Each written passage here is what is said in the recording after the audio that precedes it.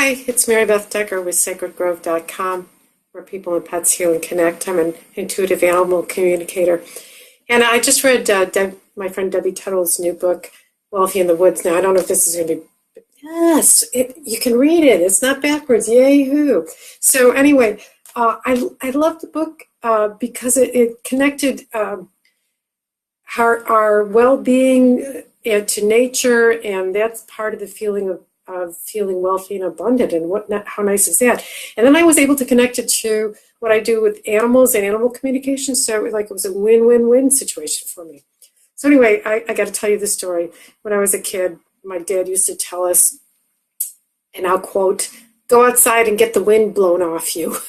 and yes, that's what he said, and that was an order. So for me, that meant go out to the stream and poke around in the stream and see if I could find pollywogs and crayfish and little fish and frogs, and probably was not a friend to them at that point. I was bothering them more than anything else, but I so enjoyed that, and so did my friends. So we'd grab bikes and go running around the neighborhood, looking at the clouds and feeling the wind. Or we'd get a game of kickstand, kickball in the street, or go into the woods and just hang out and see what we could find. So those were the days when electronic meant a phone on a wall with a cord, and that was as far as you could get from who you were going to talk to. A radio, vinyl records, and TV with 3 channels that stopped at midnight. And since we were in Buffalo, they played the national anthem, 2 national anthems, American and Canadian. And so I can still hum the Canadian anthem. But think about it. So today, with all our electronic gadgets, I think my dad's advice, go outside and get the stink blown out off you without any gadgets, he would probably say, and give me that gadget. He'd probably grab and give me the damn phone.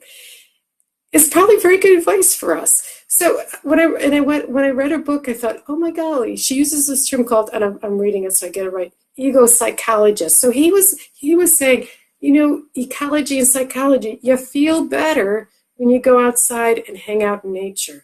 Our well-being is enhanced that way, and we feel wealth and abundance. We feel more abundant. We feel better about ourselves. So I love that. And in Japan, they have a term called forest bathing. I've talked about that before. Excuse me.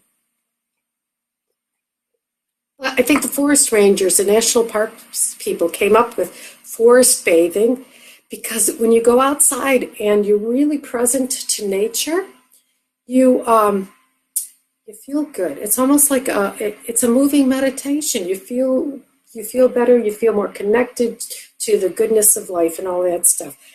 And as an animal communicator, I also thought about, well, what about our relationship with our animals? And I think it's 2 ways. I see that having pets in the house, like I'm looking down, I'm seeing Tibor and Mac.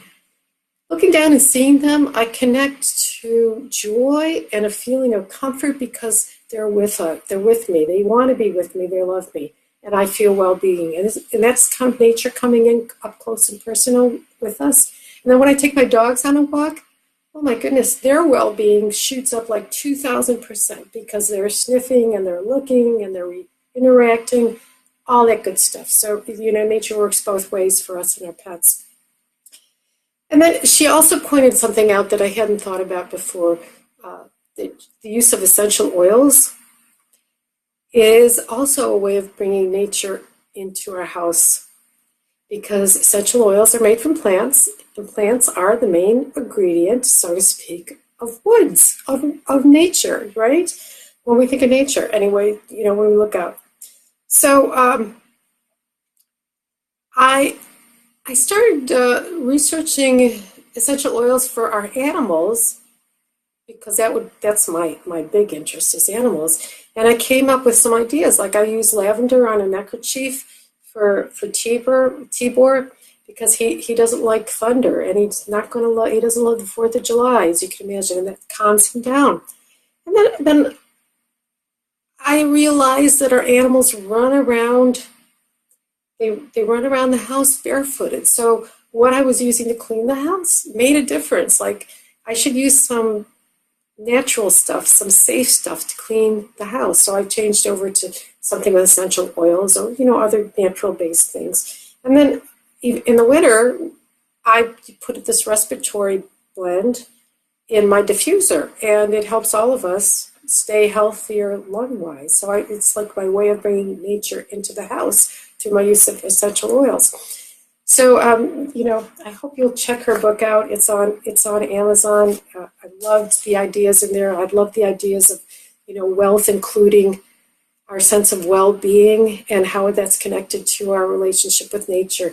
And if all else fails, remember what my dad, Irv, said. Go outside and get the stink blown off you. Bye. Mary Beth Decker, sacredgrove.com, where people and pets heal and connect.